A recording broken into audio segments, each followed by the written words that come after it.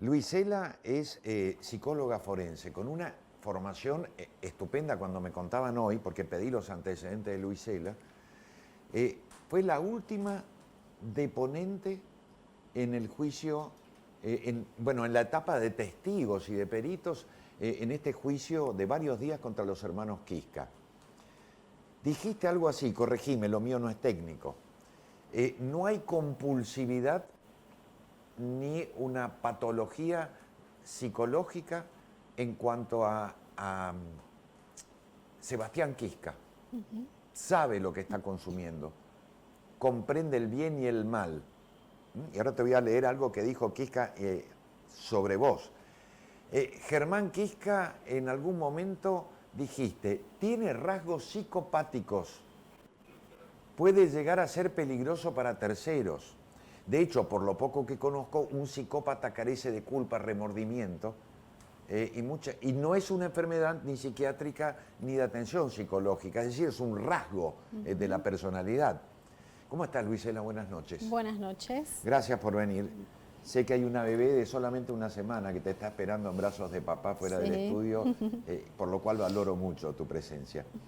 Dijo Sebastián, está hablando de ti, el tema es que ella, la psicóloga, dice que esto a mí no me trae problemas, que puedo vivir tranquilamente. Si vos sufrirías lo que yo sufro, sabrías que es desesperante. Esta afección, adicciones y un montón de cosas que me meten en un montón de problemas.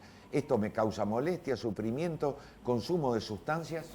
Eso le causa consumo de sustancias que no puedo evitar. Es un círculo vicioso. Perdí trabajos, amigos, no puedo tener una pareja estable. Tratar de tener una familia, imaginar tener una familia es una locura. Busqué ayuda de psiquiatras, psicólogos, tuve mis recaídas, pero sigo buscando, sigo insistiendo. Sebastián tiene 47 años. Ese perfil que trazaste de ambos fue, te diría, tan medular que hoy uno de los fiscales, el fiscal Glinka, varias veces volvió a tu testimonio, a ese perfil psicológico de ambos imputados, para decir, estos sujetos sabían lo que hacían, sabían perfectamente lo que hacían. Dijo Sebastián que estaba muy estresado cuando tuvo que ir a verte. ¿Quiénes son los hermanos Quisca? La verdad que a esta altura no sé quiénes son. Si son los que yo perité o si en el transcurrir del proceso han cambiado tanto, porque es lo que he observado.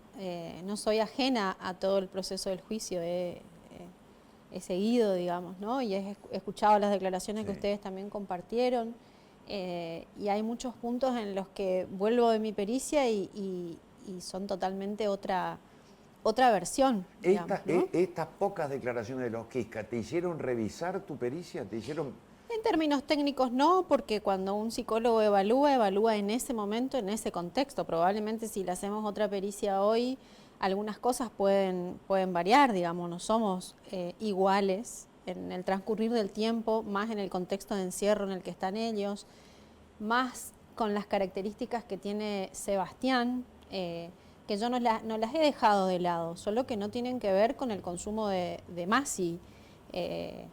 Cuando él por ahí hace esa declaración de que él está sufriendo, yo tampoco dejé de lado eso, inclusive hice una recomendación de un trabajo interdisciplinario, pero en el contexto de encierro, porque a veces uno no hace una sugerencia así y suceden otras cosas, ¿no? Claro, en el contexto de encierro suele suceder una depresión, suelen aparecer, supongo que fobias, ¿no? Hasta llegan a suicidarse a veces. Exacto.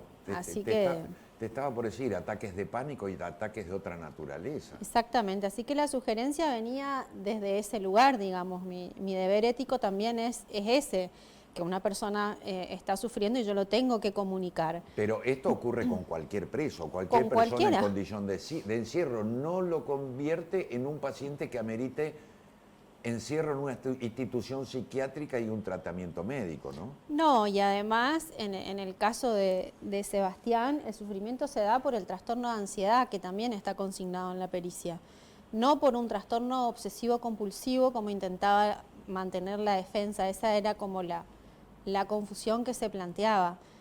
Nosotros somos muy categóricos cuando usamos el DSM-5. O reunís los criterios o no reunís. ¿Qué es el DSM-5? El DSM-5 es el manual que es como un lenguaje común que tenemos todos los que trabajamos en el ámbito de la salud. Tiene una connotación más psiquiátrica que psicológica, derivado del CIE-10, que es el manual de diagnósticos médicos. Entonces, con una serie de signos y síntomas, nosotros llegamos a un diagnóstico. Podemos tener varias hipótesis, que era lo que a mí me pasó al inicio de la pericia, ¿no? Digo, bueno, ¿qué Sebastián, qué características tiene? ¿De ansiedad, de depresión, de trastorno obsesivo compulsivo, de consumo de sustancias? Tuve que revisar todos los diagnósticos en el DSM para ver cuál era el que tenía todos los criterios, a mi entender, y a partir de las técnicas que se habían aplicado para llegar a un diagnóstico, porque era lo que me pedía el juez de la parte de instrucción, que si había algún diagnóstico desde el DSM-5, que lo pudiera enunciar en la pericia. En tu informe discriminás a los dos hermanos sobre la preferencia de consumo de tipo de material, porque hoy habló uno de los fiscales. Uno, Sebastián, creo, era particularmente, se inclinaba particularmente hacia actos de zoofilia. Yo no sé si viste las imágenes, dicen que son desgarradoras de niñas con animales. En cuanto a Germán, buscaba escenas de sexo de niñas con adultos. Digo, había una discriminación de consumo, ambos consumían lo mismo, ambos tenían la misma inclinación. Yo no vi el material, no lo he visto, tampoco bueno, hoy no se proyectaba en el en vivo ese material. Y surge en la pericia para Sebastián la preferencia, digamos, de tipo no exclusivo, por esto que por ahí recién mencionaste, ¿no? O sea, niños, adultos y en distintas situaciones, pero siempre de índole ¿El denominador sexual. común eran niños en las escenas? ¿O Sí, también? sí. Eso sí, pero él lo admite en el momento de la pericia, que también la defensa ahí hizo uso y abuso de esa conclusión a la que yo llegué, pero vuelvo a insistir en esto, el DSM-5, muy distinto al DSM-4, que la defensa primero estaba aferrada al DSM-4, que está desactualizado. Sí, hubo un especialista de apellido Mieres al que prácticamente tu pericia termina echando por tierra toda aquella conjetura de la compulsividad como patrón psiquiátrico de Sebastián, ¿no? Y en el caso de Germán, hablaste de Germán de rasgos psicopáticos, de la psicopatía como una conducta en la que no hay culpa, no hay remordimiento. Dijiste, podría ser incluso peligroso para terceros, por esto de llevar adelante un acto incluso delictivo sin ningún tipo de culpa. ¿Por qué me parece que para Sebastián tuviste una suerte de visión un poco más humana que para Germán? Germán es así duro, es frío, es calculador, como uno lo ve sentado, ¿no? Pero yo estoy hablando de una fotografía, un ser humano no es una fotografía, una imagen externa. ¿Cómo evaluaste a Germán Quisca? Por ahí la conclusión, como decís, fue más humana. Yo creo que fue lo que reflejó los instrumentos que se aplicaron.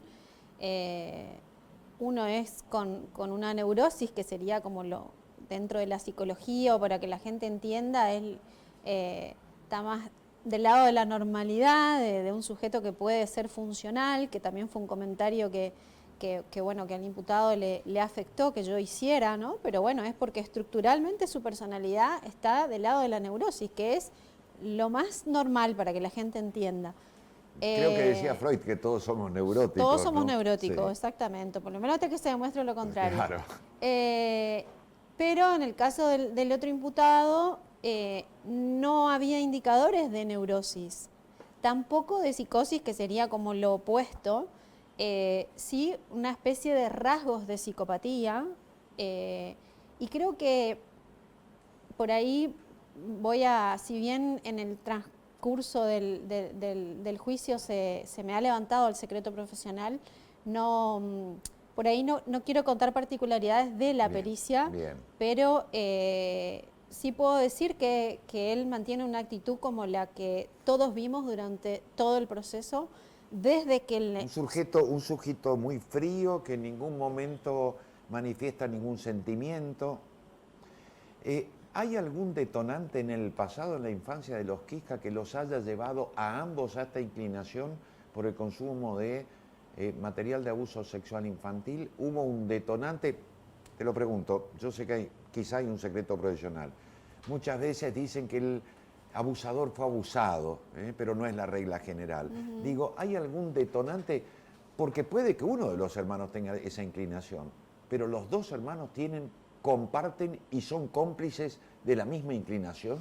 No es algo que yo haya evaluado en la pericia, porque tampoco era determinante para el juez. Nosotros la pericia es un aporte que le sirve a la instrucción y bueno, y ahora a los fiscales y al tribunal. Y tampoco en la psicología, que también es algo difícil que por ahí la defensa entienda. La psicología no es una ciencia exacta, no es una ciencia dura, todo lo contrario, estamos igual que la abogacía del lado de las ciencias sociales y 2 más 2 nunca es 4, siempre hay una posibilidad de que sea 5 o que sea 3. Pero en medio de esa pericia, ¿denotaron algo? No. ¿Se mantuvieron bajo mucho control? En el caso del diputado sí. Así como lo vemos. En el caso de Germán Quisca se mantuvo. Y en el caso de Sebastián, ¿se quebró en algún momento? Digo, ¿viste algo más? No, rasgos más humanos. Más humano. Más humano, exactamente. ¿Quién es el que lleva la voz cantante de los dos? Porque incluso Sebastián dijo, yo tengo toda la culpa, mi hermano es inocente, lo metí en este embrollo y te pido disculpas. Sinceramente creo que es más, por ahí me equivoco porque no es mi ciencia, pero es más un asesoramiento de la defensa, me parece, lo que nosotros vemos, a que no nos encontramos nunca con lo que verdaderamente son. O sea, ellos están mostrando un recorte que es lo que le conviene en este momento. Esa es mi opinión. Ahora sí estoy dando mi opinión. Claro, ¿estos Quisca o los que vos en su momento atendiste para hacer la pericia? Digo, porque es cierto, la defensa coachea a los defendidos. Llegan con un discurso elaborado y con los límites bien trazados, ¿no? Pasa que en una pericia también, capaz al principio podés estar coacheado, pero llega un momento en el que fueron 2 días con cada uno de mucho trabajo. ¿Cuántas horas con cada uno? Y a las 7:30 llegaban y hasta las 12:30 cada día estuvimos, o sea, 6, 7 horas en 2 días con cada uno. O sea, 6 o 7 horas con cada uno. 14 horas, claro, 14 horas. En lo que, por lo que me decís, quizás llegaron a un trato un poco más coloquial. Digo, no, esto, un trato un poco más afable, se abrió más. Quizás Sebastián, Germán se mostró permanentemente... Lo que pasa es que por ahí... a la defensiva. Como yo le dije a la defensa, tendría que invitarles a que es algo que no se puede, que participen de una pericia para ver cómo es, porque por más que seamos peritos oficiales, nos manejamos con objetividad, con imparcialidad, neutrales, jamás le tratamos mal. De hecho, le proponemos hacer corte, le invitamos un café, un té, agua, a todos por igual, no importa quién es la persona que tenemos adelante y nunca estás tratándole como un delincuente, sino como una persona que vos estás evaluando. Ese es tu trabajo ahí. Entonces, ahora sí tu opinión. ¿Ambos son culpables de lo que les imputan? Podés decir, me reservo la opinión. Me reservo. Yo me muevo también por los gestos, ¿no? Somos psicólogos los periodistas, pero entendemos de gestos. Me reservo. Perito psicóloga de la Secretaría de Apoyo a las Investigaciones Complejas. Sí.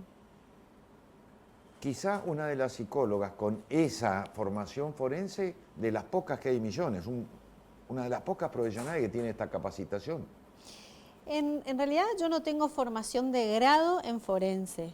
que también fue algo que la defensa trató de objetar, pero no es un requisito del Poder Judicial que tengas. A ver, la formación de grado te da herramientas y uno decide si quiere formarse o no.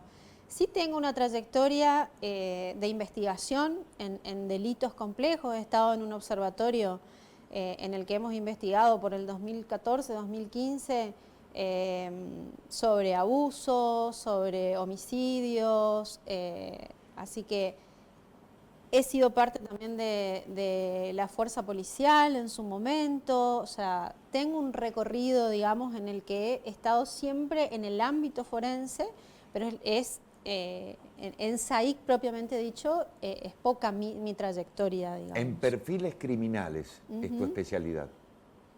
No.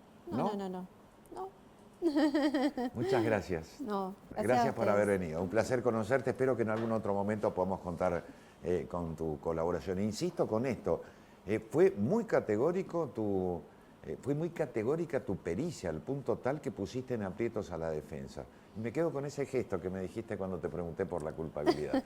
Podés disfrutar el café. Ahora sí, bueno, vamos a hacer esta pericia un poco más distendida.